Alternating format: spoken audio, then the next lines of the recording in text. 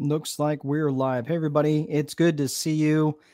So, hopping on Friday. I don't do a lot of lives here on YouTube and thought I would remedy that. I got a lot of new subscribers recently. And I wanted to say hello, introduce myself. Thank you. I know many of you are coming from sessions that I've held recently, which have been a lot of fun, honestly. I've been doing a lot of events hosted through Eventbrite. So if you're a creator in the space and you do a lot of online stuff, you should consider doing that. You should consider going to Eventbrite. It's the platform's a little wonky. A couple of things that I would wish that they would change, but you know what? They do a great job over there. So they promote small channels like mine and give guys like me a platform to educate and help transform. Like in my particular case, I like working with small business owners, solopreneurs, people who really don't have an ability to maybe take the time to educate themselves the way that they would want to educate themselves. So I know I have a small channel. I've only got, I'm bumping 2,200 subscribers, which is great. I was at 2,200 for a minute and then a couple people dropped off. That's okay. That's a vanity metric to me anyway. Like it's about impact. It's not, it's not so much the subscriber count, but I appreciate every single one of you that does come on and support the channel. So I want to come on here for just a few minutes and support you guys. I did a strategic planning session today, which I had to kind of do on the fly because my original session that I had, it somehow got corrupted and I couldn't open it. So I usually go on about an hour prior to the event and just make sure my slides are in order, and it would not open. So rebooted, changed it, and it was just corrupt. I could not do it. And I was like, and normally I keep backups of these. Well, the backup that I had was from an older session, and it was wonky and it was kind of disconnected. So I did the best I could with what I had in a short period of time, but I managed to get to the main points. But the interesting thing about that is, number one, obviously keep your backups. Make sure you have backups of backups, and I have since done that. This one was, I think it was saved under an old version of PowerPoint, and I'm not sure why. But anyway, so I went in and I was doing the strategic planning session. And for those of you who are engaging any sort of strategic planning going into 2026, I really want to encourage you. There's just a couple main points that I want you to pay attention to, because when it comes to strategic planning, there's just a couple things that you have to consider. And a lot of times people are engaging, hey there, everybody who's just joined. When you're engaging in strategic planning, a lot of times there's this, I don't know how to say this nicely, but there's this affinity towards making it more complicated than it needs to be. And I like to break things down a little bit more simply, just because I think when you make things too complicated, it becomes an excuse to not do it, where excessive planning becomes another form of procrastination. So does that resonate with any of you guys out there? I know it resonates with me. So that's why I like to try to keep things reasonably simple and just a few points here. But one of the things that I do when I do strategic planning is I try to engage specifically in engaging in a timeline. And that timeline, I just break it down into nice and simple. I'm going to go over that here in just a few minutes.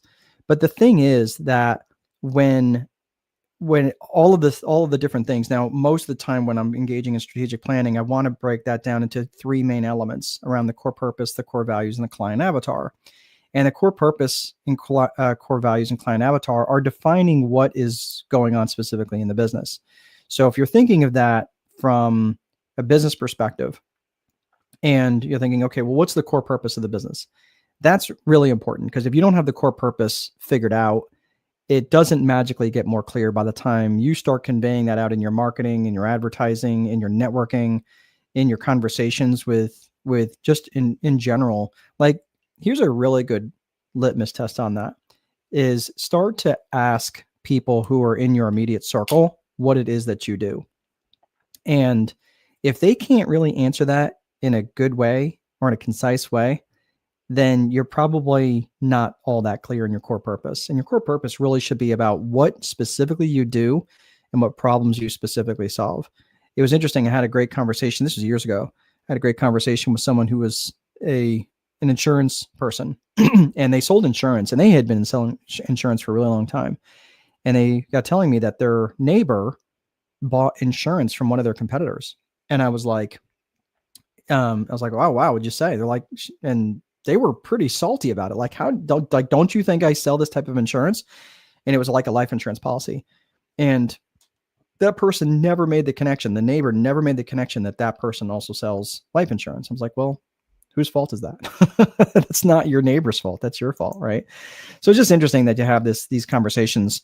And I apologize if you guys are making comments on here. I can't see them. I'm broadcasting this through StreamYard, and if you guys are, I don't know if anybody out there has ever shared. I'm going to put a comment in there, see if you guys can maybe respond back, because this is new for me in terms of using StreamYard. So I'm just going to say hello and see if you guys can maybe respond back to that, because I don't see where it actually shows up in YouTube. So I apologize if you're commenting and I just don't see it. But anyway, so if you're watching, I see a few people hopping on. Just say where you're from, and oh, there we are. Hey, Jessica, glad you could join me. So where are you joining from tonight? So the interesting thing about this, oh, I'm getting 3 highs. Hi, Jessica. Hi. All right. So the interesting thing about this, about strategic planning, is obviously knowing your core purpose specifically. So if you're joining, like if you're like what your strategic, if you're whatever business you happen to be in and what problems you specifically solve, it's really important that you know that, and that's conveyed often in your message. And I see this oftentimes with entrepreneurs, solopreneurs, where they have all these different things that they're doing. They're in like 7 different businesses. And this was interesting because I had a great question today from this gal who lives out in Connecticut. And she says, what if I do have multiple things that I'm doing? How am I going to have a core purpose that's defined, but has all these different things that I do? And I get that. And the answer that I came up with is what I run into all the time with how many entrepreneurs out there that are watching this right now that have multiple things that you do, right? Or how many different times you come out of a shower with different ideas on your mind. I can tell you that that's true for me for sure. So how do you boil that down into one solid core purpose when you have all these different ideas every time you get out of the shower? Anybody else out there?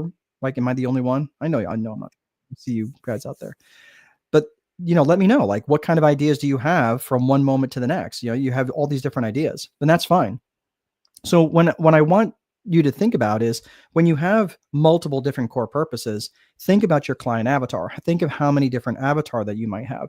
And this is the example that I gave her. A lot of times I have people come to me who are in the real estate world, right? And I wrote my first book called The Time Wealthy Investor for specifically mom and pop investors, right? So these were people who are rental property owners, they were landlords, right? And they wanted to grow their rental portfolio. So because they want to grow their rental portfolio, they're looking for people to sell their properties to them. Okay, so they're looking for buyers. So that's a different avatar for people that you're trying to attract to sell your property to, right? To buy your property from, versus people you're trying to rent your properties to. Those are 2 different businesses in my mind, because they're 2 different avatars. They're 2 different types of individuals. And when you confuse those, that's when it gets really, really confusing among everybody else. Because when you do have all these multiple businesses going on, it should be segmented by avatar, by the type of person that you're looking for. And that's how you start to segment. When you have these 2 different purposes for these 2 different avatar, to me, those are 2 different businesses. And I would run those as 2 separate businesses. And the interesting thing, there was one time I called a hotel, there was a hotel ownership group, and they had, hi, Mimi, good to see you. Where are you joining me from tonight? So let me know where you're from. So the interesting thing was I called this hotel. They had charged something wonky on my credit card.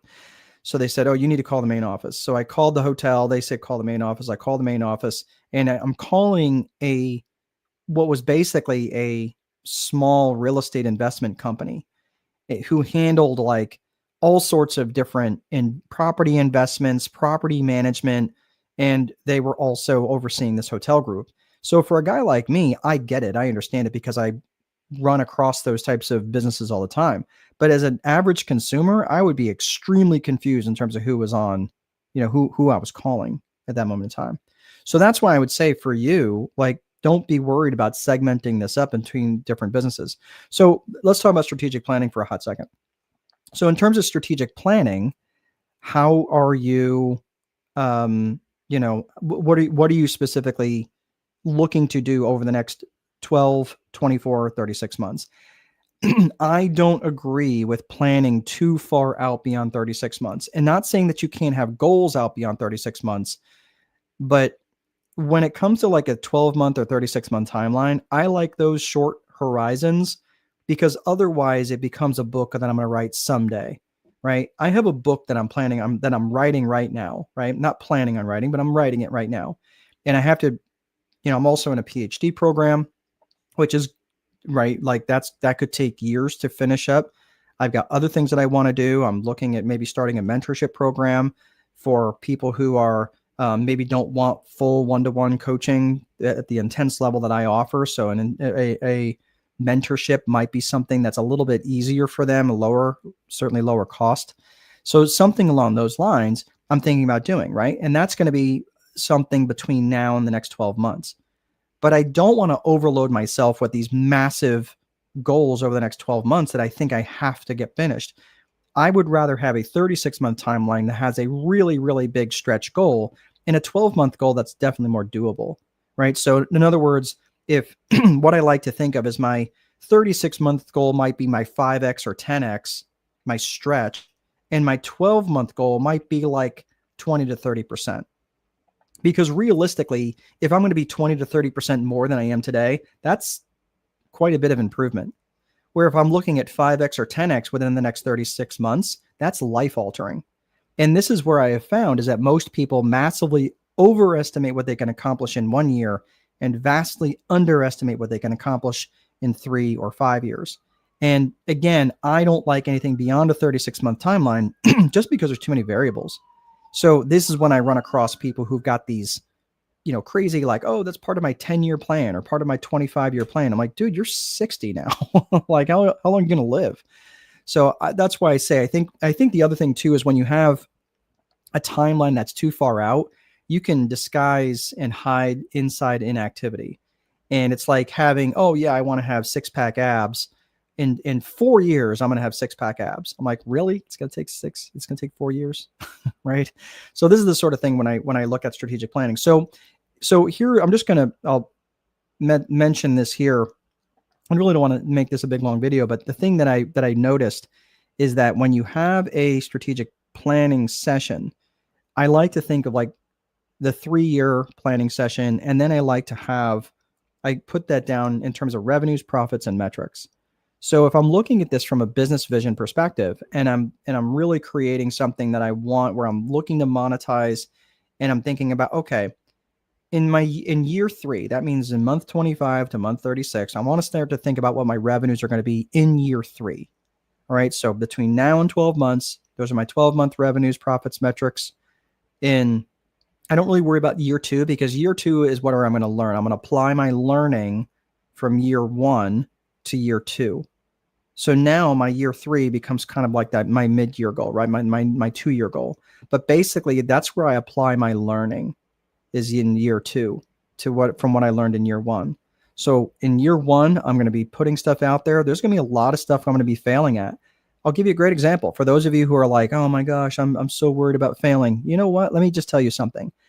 I'm watching my watch count right on here. Okay. So I want to put this out there for people who might be feeling like, man, I just don't feel like I'm getting any traction. Okay. Let me show you my real-time failures right now. Okay. Right now I have one person watching. One person. At one point I had 9 people watching. I watched it go up and watched it go all the way back down. It went to 0. This person just dropped off. Okay. If I was hitching my wagon to that number of people watching and then jumping off and then watching and jumping off, I would never finish this video. I would be attaching my self-worth to that number. And I'm just letting you know, I stopped doing that. In fact, I don't even really want to pay attention to that number. Like I like when people are on, I can say hello, I can engage. I say hello. They don't say hello back, right? That's okay. But I stopped hitching my wagon to that number. And I want to encourage you not to worry about that either. Because who knows what's going on in their life? Maybe they're like, oh, hey, Mark's on. And rather than say, he's a jerk and I hate my face, which is the conversation going on in my head, I'm saying, hey, they're probably busy. Or you know what? Maybe it's a topic that they're just not ready for. Or you know what? Maybe it's a topic they're going to come back to because right now it's just not a good time, right? I have no idea what's going on in their life right now. And I have people literally across the world that, and I'm not saying that in an arrogant way, I'm saying like across the world, because I've had subscribers from Ghana and subscribers from France and the UK. And I'm here in this little town in the Midwest and doing my thing that I do. And I have these subscribers in different parts of the world, which I think is pretty cool. So, you know, whether you're in, you know, Paris, Texas, or Paris, Illinois, or Paris, France, I might be reaching someone right now. But the point is that I'm not hitching my wagon. I'm not hitching my wagon to my self-worth based on that number of people who are watching or not watching at any given time. So that's the sort of thing that I run into all the time. And when I'm not worried about failure, I'm just looking at all these different ways of something that is either interesting or not interesting, and people are either going to come on, they're going to watch, or they're not going to watch. That's okay, right? To me, the subscriber count in YouTube is a vanity metric, and I know that people are watching it because I'm watching the watch hours go up as I put more and more helpful content out there for people. So that's where I want to say, I want you to look at, when you're looking at your 36-month business vision, again, that's month 25 to month 36, that's within your 3 years. I want you to think about that for what are your revenues going to be in year 3? What are your revenues going to be in year 3? And that's going to be a stretch goal. I want that to be uncomfortable. I want you to be like, man, if I hit that number, it's really would change my life. I want your 36-month to be a stretch goal. Then I want you to think of your profits, right? Think RPM, revenues, profits, metrics. So in that year 3, what are your profits going to be? What are your profits going to be in year 3, right? And I'm going to talk about that in here in a minute, about what number that needs to be. So when you're thinking about profits, you're thinking about, again, your revenues minus your expenses and what your profits are going to be in year 3. So then when you think of your metrics are what you're going to, like, that's the numbers you're going to hit, right? There could be your level of activity. It could be the number of widgets you sell. It could be it could be just simply number of subscribers, right, to a channel, but it could also be the amount of activity that you do every single day. So this is where I want you to think about that. Like, okay, these are the number of sales that I'm hitting. These are the number of people that I'm reaching out to, but it's also like you don't have control over the number of sales you have. That's a lag metric. That's as a result of your actions and activities. But your actions and activities was what you can directly control. So how many seminars are you going to put on? I put on a seminar on average, one every day for the last 3 weeks, an hour long or better seminar for every day for the last 3 weeks. And I had some of them, I had 70, 80 people sign up. Some of them I had well over 100 that signed up for their seminars. I think there was one session. In fact, I can look here real quick. There was one session I had, let me see, I'm just looking on my numbers here. So these are my numbers. I can share my screen here real quick so you guys can see this. These are the past events. So let me see if I can share my screen. You guys can see this, but so, and I'm showing you this just so you can see the numbers in terms of how these work. But let me share the screen. So what I'm going to show you is a number of people who signed up for different sessions with me. And then is that gonna, I think I might have to put it on a different screen. All right. I'll have to do, well, let me figure this out. Chrome tab, here we go. All right, yeah, that's what I want. All right, that'll work. All right, so what you're seeing here, these are the past events that I have had on Eventbrite. So out of I had 151 or 199 people that you could possibly sign up for strategic planning for business owners. This was today. I had 61 people sign up. So let me scroll down. I had some pretty high numbers in the second week of November. I had 117 people sign up for Write and Publish Your Book as a Business Owner. That's a really popular one. Business Plans 101 almost sold out. That was 172 people signed up for Business Plans 101. There was a ton of people that signed up for that one. Scrolling down, is your networking not working? I had 90 people sign up for that one. Oh, look at this one. Ask Me Anything, Q&A with a strategist. I had 17 people. I had 12-week insider marketing secrets. I had 12 people sign up for that one. So the reason I'm sharing this with you is because I don't want you feeling like, oh man, like, you know, I'm not getting the numbers that I feel like I need to be getting. And I just don't want you to feeling discouraged. Go out there, throw stuff up and see what sticks. And when stuff is not working, then just adjust your activity. Don't get hung up about the numbers. I had usually on those numbers that now, for example, what I can normally see is people sign up and then usually somewhere between 25 to 30% will show up if it's a free event. And that's pretty typical. My number is right around 25%. And then, so then I'll get the 25%, usually when I first start out, there's like 3 or 4 people on there, maybe 10, and then it'll climb and then it'll fall back off. So I always wonder, like, what do they think they're signing up for? Like when they get in there, if I don't grab them immediately, if they don't walk into something where literally there's an explosion every 3 minutes, that they're just going to lose interest and drop off. So it's not like a YouTube video like this or YouTube Live where you're jumping on just to kind of get a sense of what we're talking about and then people are leaving. That's not it at all.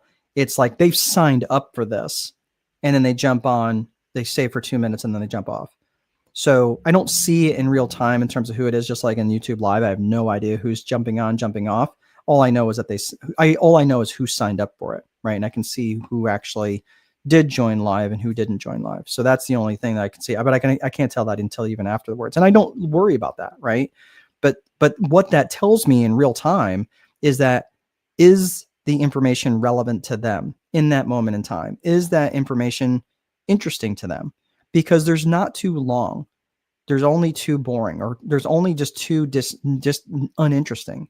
And if it's not interesting, if it's not engaging, then again, it's just too boring. People aren't going to watch it. They're not going to read it. They're not going to read your content. I published a 300-page book called The Time Wealthy Advantage.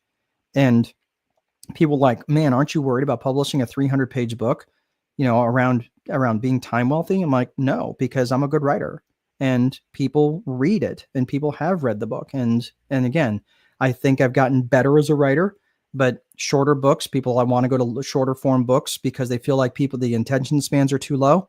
That's not true at all. I think the people's tolerance for bad content has gotten very, very low. Right. So again, I just want to encourage you on that. So when you're looking at again, this is about strategic planning. When you're looking at strategic plans, again, you're thinking about that 3-year business vision, the 36-month, the 12-month, and then the 36-month, which is revenues, profits, metrics. That's what I wanted to talk about. So here's what I want to make this point. Okay. So when you're coming up with your 12-month business vision, okay, so 36-month and 12-month business visions, both of them you think of revenues, profits, and metrics. When you're thinking about your 12-month business vision, now when I'm going to use a phrase here called profit margin and profit margin percentage. So what that is, and I teach a session. In fact, if you'd like to go on YouTube, you can find it. I uploaded it here to YouTube, but it's financial literacy for business owners. And if you go in there, if you really don't understand balance sheets or income statements, I walk you through all of that. In less than an hour, you can have a really good understanding of what that is. Hey, sup, Samuel? Good to see you. So if you don't understand that, then you can figure out like what a profit margin percentage is. So what I'm saying is when I'm talking about profit margin percentage, let's say that you have $100 worth of sales, you have $20 worth of profit. So you have $80 worth of expenses. And then so you have $20 worth of profit. That would be 20 divided by 100, which would be 20% profit margin. Okay. So thank you, Samuel. You're the best too. Where are you coming from today, Samuel? Where are you at? So when you got $100 worth of sales and $20 worth of profit, you have a 20% profit margin. That's what I'm talking about. So that's a 20% profit margin percentage. Generally, your profit margin percentage it declines as your business grows. So I'm saying if in year one you have a 20% profit margin percentage, I would not plan on having a 20% profit margin percentage in year 3. If you can, that's great. But generally, you're not going to have that. You're subbed and liked. Very good. Well, welcome, Samuel. You're from Malaysia. Very good. Well, it's nice to meet you. So what I would say is, what would it be if you could plan on it for being 20%? That'd be great. But generally, profit margin percentages always decline. So that's why I'm saying, like, in year 1, I would like to see like a 50% profit margin. And then maybe in year 3, you might have a 35 or 40% profit margin. But margins always compress as your business grows. So I don't want you being impractical about what you're thinking, what your year 3 is going to look like. So let's talk really quickly. So you got 36-month business vision. You got your 12-month business vision. Both of those are defined by revenues, profits, and metrics. Then I carve up my 12-month business vision into 90-day projects, right? Break those up into quarters. And really, my 90-day projects are broken up into monthly goals, weekly goals, and then what I refer to as a daily 5. My daily 5 are the 5 most critical things that I'm going to do. They're going to move me towards my 12-month and 36-month business vision. So that by carving it up that way, again, you start with 36-month business vision, revenues, profits, metrics, and you have a 12-month business vision, again, revenues, profits, metrics. Then you break that down. You break your 12-month down into 90-day projects. So you have 4 90-day projects, and you chunk those things down into monthly goals, weekly goals, and then you break down those weekly goals into daily 5. And the daily 5 are your actions and activities that move you towards that goal. So your only place where you're delineating your actions and activities is in your daily 5. So if you're planning on starting a business, if you're planning on doing, or you're in a business right now, or maybe you're thinking about writing a book, or maybe you're thinking about doing some sort of big project, chunk it down like that into just small, manageable, bite-sized chunks. And then every day, plan on doing 5 things that are going to move the needle towards your weekly goals, your monthly goals, your 90-day project, your 12-month business vision, and then, of course, your 36-month business vision. All right. So that's it. I'm going to go ahead and put the fries in the bag and wrap this one up. I don't do a lot of these. I'll probably do more of these in the future. So if you've got topics that you would like me to hit, again, there's plenty of videos on the channel. Again, feel free to like and subscribe if this is the sort of thing that is your jam. If you don't like it, make sure you hit the button twice just to make sure you just don't like it. I'm just kidding. All right. Have a great rest of your day, guys. We'll see you guys next time.